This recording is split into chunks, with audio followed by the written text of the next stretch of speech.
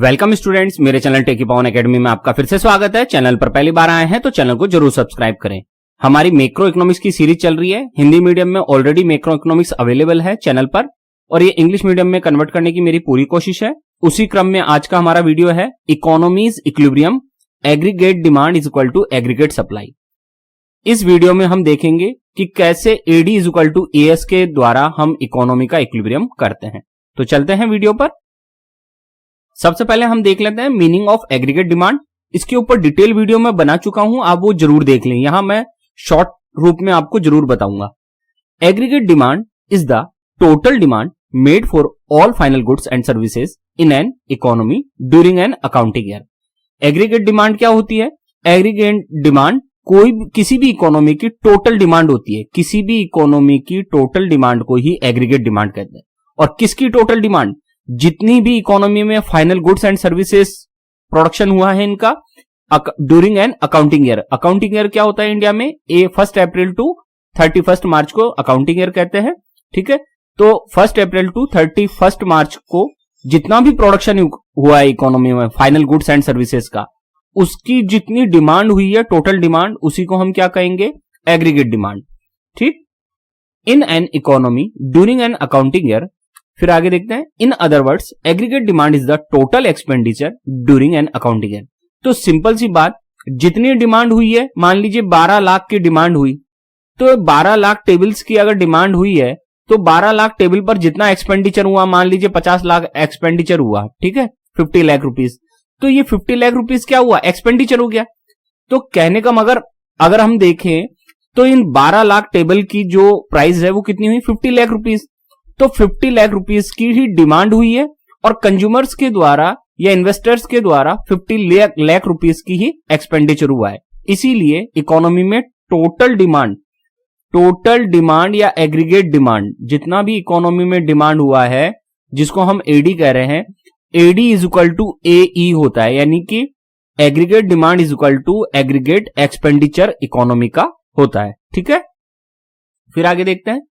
2 sector economy में AD is equal to C plus I होता है। कई सेक्टर की इकोनॉमी होती है, उसके ऊपर मैंने डिटेल वीडियो बना दिया है कौन कौन से सेक्टर होते हैं। 2 सेक्टर इकोनॉमी में एडी होता है सी प्लस आई।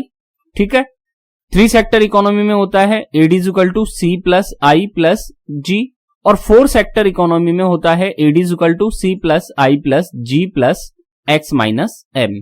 तो यहां हम केवल 2 सेक्टर इकोनॉमी लेके चल रहे हैं, जो कि कंज्यूमर किसका? कीन्सियन इक्विलिब्रियम के लिए जरूरी है, क्योंकि कीन्स ने 2 सेक्टर इकोनॉमी पे ही अपना ध्यान फोकस किया है, तो हम इसको लेके चल रहे हैं फिलहाल। ठीक है, बाकी इकोनॉमी का इक्विलिब्रियम आप चाहें तो 3 सेक्टर इकोनॉमी भी देख सकते हैं, 4 सेक्टर में इकोनॉमी भी देख सकते हैं। आप अपर क्लासेस में जाएंगे पीजी में तो आपको आराम से वहां 4 सेक्टर इकोनॉमी का इक्विलिब्रियम भी देखने को मिलेगा। फिलहाल हमारा कॉन्सेंट्रेशन किस पे है? 2 सेक्टर इकोनॉमी पे, जिसका मतलब है AD is equal to C plus I. C consumption है, आई इन्वेस्टमेंट है। एडी कैसे बनती है, इसकी टेबल कैसे बनती है, सी क्या होता है, आई क्या होता है, इसके ऊपर डिटेल वीडियो मैं ऑलरेडी बना चुका हूं। अब हम देखते हैं, ये हमारा एग्रीगेट डिमांड कर्व होता है। हम जानते हैं ये हमारा वाई एक्सिस हो गया, ये एक्स एक्सिस हो गया, और ये एडी कहां से स्टार्ट हो रहा है? जे पॉइंट से। ये जे पॉइंट क्या है, कैसे बना है? ये ओजे जो एरिया है वो बना है सी बार प्लस आई बार से। हम पहले ही वीडियो में पढ़ चुके हैं, C is equal to C bar plus B Y होता है। इसके ऊपर डिटेल वीडियो है, जरूर देख लें कंजप्शन फंक्शन का, जिसमें सी बार ऑटोनोमस कंजप्शन है और आई बार हमारा इकोनॉमिक्स में हमने अभी क्या लिया है, आपके जो सिलेबस में है 12th लेवल में, आई इज इक्वल टू क्या है? आई बार, यानी कि इन्वेस्टमेंट को क्या रखा गया है? कांस्टेंट या ऑटोनोमस लिया गया है। ठीक है, तो अब आगे बढ़ते हैं हम लोग। तो ये है हमारा एडी कर्व सी प्लस आई, जो जे पॉइंट से स्टार्ट हो रहा है। अब आगे बढ़ते हैं हम लोग। अब हम देखते हैं हम meaning of aggregate supply. Aggregate supply क्या होती है, इसके ऊपर भी डिटेल वीडियो में बना चुका हूं। Aggregate supply is the monetary value of all final goods and services produced in an accounting year. Accounting year में जितना भी फाइनल गुड्स एंड सर्विसेज का प्रोडक्शन हुआ है, उसकी मॉनेटरी वैल्यू को ही हम क्या कहते हैं? Aggregate supply. तो एग्रीगेट सप्लाई और कुछ नहीं, मॉनेटरी वैल्यू है किसकी? जितना भी इकोनॉमी में फाइनल गुड्स एंड सर्विसेज का प्रोडक्शन हुआ है ना, उसकी मॉनेटरी वैल्यू को ही हम एएस कहते हैं। ठीक, फिर आगे देखते हैं, the economy is in the same as the income generated, therefore aggregate supply and national income are considered to be equivalent to each other. हम जानते हैं जितना इकोनॉमी में प्रोडक्शन हुआ है, जितना प्रोडक्शन हुआ है उतना ही क्या होगी, सप्लाई होती है और उतना ही नेशनल इनकम होती है। ठीक है, इस कारण से इकोनॉमी में जितनी एग्रीगेट सप्लाई है एएस, उतना ही इनकम माना जाता है। क्यों माना जाता है? क्योंकि इकोनॉमी में जितना प्रोडक्शन होगा उतनी ही इनकम जनरेट होगी और जितनी इनकम जनरेट होगी उतनी ही नेशनल इनकम होगी। इसी कारण से aggregate supply AS is equal to Y होता है। ये मेरे पुराने वीडियो में भी आप जरूर देखें। In two sector economy AS is equal to होता है C plus I. C plus I मतलब consumption plus saving is equal to AS. और हम अभी हमने बताया कि वाई इज इक्वल टू क्या होता है, एएस। तो Y is equal to AS is equal to C plus S होता है। अब आगे बढ़ते हैं। यह है हमारा एग्रीगेट सप्लाई कर्व जो कि 45 डिग्री लाइन है। ये 45 डिग्री लाइन क्यों होता है, इसके ऊपर मैंने वीडियो बना रखा है, आप जरूर देख लें उसको कंप्लीट, जिसमें हमने एएस कर्व बनाना सीखा था और ये भी जाना था कि ये 45 डिग्री लाइन क्यों होता है। ठीक है, अब हम देखते हैं आगे meaning of equilibrium of economy. Economy का इक्विलिब्रियम की हम कौन सी मेथड देख रहे हैं? First method, the economy will be in equilibrium when aggregate demand and aggregate supply are equal. जब इकोनॉमी में AS is equal to AD होगा। कब? जब इकोनॉमी में aggregate supply is equal to aggregate demand होगा, तभी इकोनॉमी का equilibrium होगा। ये हमारी फर्स्ट मेथड चल रही है इकोनॉमी इक्विलिब्रियम की। कौन सी method? AS is equal to AD method. अब आगे बढ़ते हैं इसमें। ये आ गया हमारा इकोनॉमी का इक्विलिब्रियम का डायग्राम। ये हमारा वाई एक्सिस हो गया, ये एक्स एक्सिस हो गया। ये हमने अभी जो एडी कर्व बनाया था ये वही है जो हमने कैसे बनाया, सी प्लस आई करके। ये हमारा Y is equal to AS curve जो कि 45 डिग्री लाइन है। इन दोनों कर्व को हमने एक साथ रखा तो हम देख सकते हैं दोनों कर्व कहां इंटरसेक्ट कर रहे हैं एक दूसरे को, ई पॉइंट पे।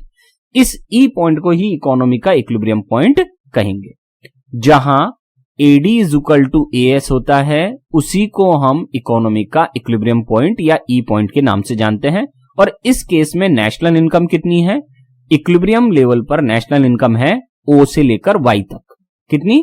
ओ से लेकर वाई, यानी कि O Y is the national income in this case. ठीक, अब हम इसकी एक्सप्लेनेशन देख लेते हैं। पहले हम ई पॉइंट की एक्सप्लेनेशन देख लेते हैं, फिर हम इस साइड की एक्सप्लेनेशन देखेंगे और फिर देन आफ्टर हम इस साइड की एक्सप्लेनेशन देखेंगे ताकि डिसइक्विलिब्रियम भी हमारे को समझ में आ जाए। तो सबसे पहले हम देख लेते हैं explanation of equilibrium. It is clear from the figure that the economy will be in equilibrium at point E. हमने देखा इकोनॉमी कहां इक्विलिब्रियम में है? ई पॉइंट पे, because here AS is equal to AD. और क्यों है ई पॉइंट पे इक्विलिब्रियम पे? क्योंकि AS is equal to AD है। दोनों कर्व जब एक दूसरे को किसी पॉइंट पर काटते हैं तो वो दोनों कर्व इक्वल होते हैं। तो इस केस में एएस कर्व एडी कर्व कहां काट रहे हैं एक दूसरे को, कहां इंटरसेक्ट कर रहे हैं? ई पॉइंट पे। तो इस केस में E point is the economy's equilibrium point. In this stage the planned production of the producers in the economy is equal to the planned purchase in the economy. इस case में क्या हुआ, जितना plant production था उतनी ही plant demand आ गई।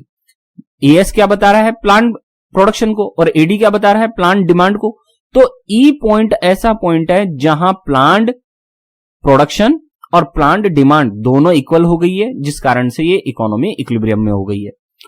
And the actual stock of the producers is equal to the desired stock of the producer. और इसी कारण से जितना प्रोड्यूसर ने अपने इकोनॉमी में प्लान किया था प्रोडक्शन का, उतनी की उनकी डिमांड हो गई है। इसी कारण से एक्चुअल स्टॉक और डिजायर्ड स्टॉक भी ई पॉइंट पर इक्वल में आ जाते हैं। केवल ई पॉइंट ही ऐसा पॉइंट है जहां प्रोड्यूसर का एक्चुअल स्टॉक और डिजायर्ड स्टॉक दोनों इक्वल हो जाते हैं इकोनॉमी के।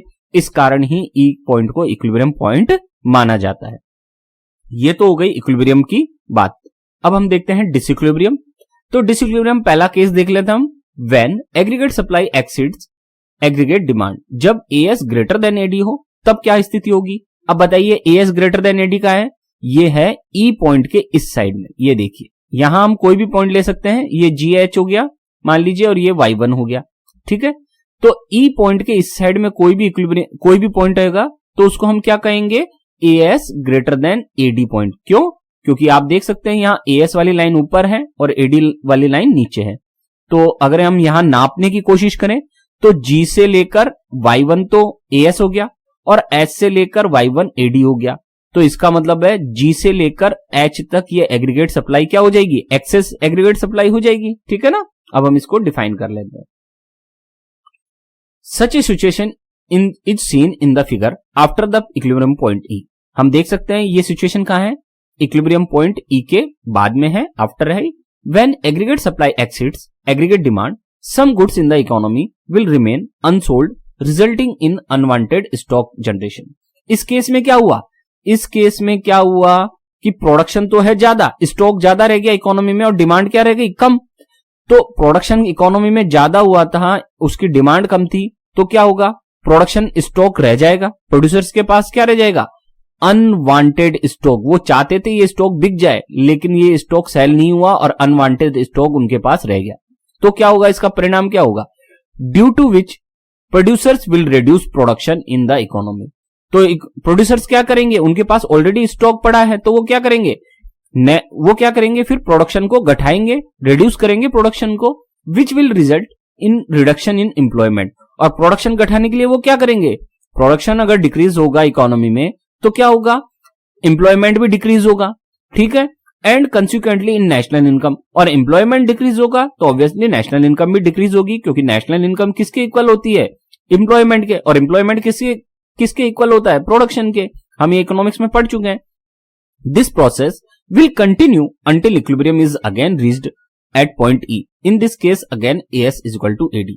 तो ये प्रोसेस कौन सी प्रोसेस चलती रहेगी, प्रोडक्शन रिड्यूस होने की, ठीक है, एम्प्लॉयमेंट रिड्यूस होने की और नेशनल इनकम रिड्यूस होने की प्रोसेस तब तक चलती रहेगी जब तक कि इकोनॉमी वापस से E पॉइंट पर नहीं आ जाती, जहां पे वापस से क्या हो जाएगा, AD is equal to AS, और वापस से इक्विलिब्रियम इनकम कितनी हो जाएगी, O से लेकर Y थी। ठीक।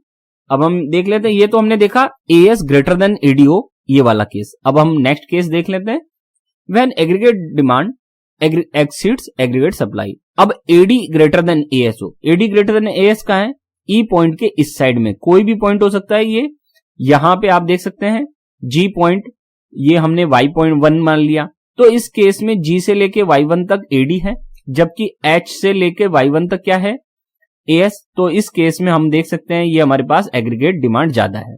ठीक है, इतनी एग्रीगेट डिमांड ज्यादा है, कहां पे, E पॉइंट के इस साइड में, ये ध्यान रखना। ठीक। अब हम इसको एक्सप्लेन कर लेते हैं। Such a situation appears in the figure before the equilibrium point E। हम जानते हैं ये ऐसी सिचुएशन कहां होगी, E पॉइंट के बिफोर होगी। When aggregate demand exceeds aggregate supply, all of the current stock of producers in economy will be sold out. जाहिर बात है, डिमांड ज्यादा है, एग्रीगेट सप्लाई कम है, तो प्रोडक्शन तो है कम, और जितना प्रोडक्शन हुआ था इकोनॉमी में वो सारा का सारा क्या हो गया है, सोल्ड आउट हो चुका है। वो जितना भी प्रोडक्शन हुआ था इकोनॉमी में, जितना प्रोडक्शन किया गया था, वो सारा क्या हो गया, सोल्ड आउट हो गया है, बिक चुका है वो। Due to which the producers will increase output. तो जब प्रोडक्शन सारा सोल्ड आउट हो चुका है तो प्रोड्यूसर्स क्या करेंगे, प्रोडक्शन को इंक्रीज करेंगे, आउटपुट को इंक्रीज करेंगे, और अगर प्रोडक्शन इंक्रीज होगा तो एम्प्लॉयमेंट भी इंक्रीज होगा, और एम्प्लॉयमेंट इंक्रीज होगा तो नेशनल इनकम भी इंक्रीज होगी, क्योंकि ये सब इक्वल होते हैं, production is equal to employment is equal to national income, तो नेशनल इनकम भी इंक्रीज होगी। तो ये प्रोसेस कौन सी प्रोसेस देखिए, प्रोडक्शन इंक्रीज होने की, फिर एम्प्लॉयमेंट इंक्रीज होने की, और फिर नेशनल इनकम इंक्रीज होने की, ये प्रोसेस कब तक चलती रहेगी, this process will continue until equilibrium is again reached at point E। In this case again AS is equal to AD।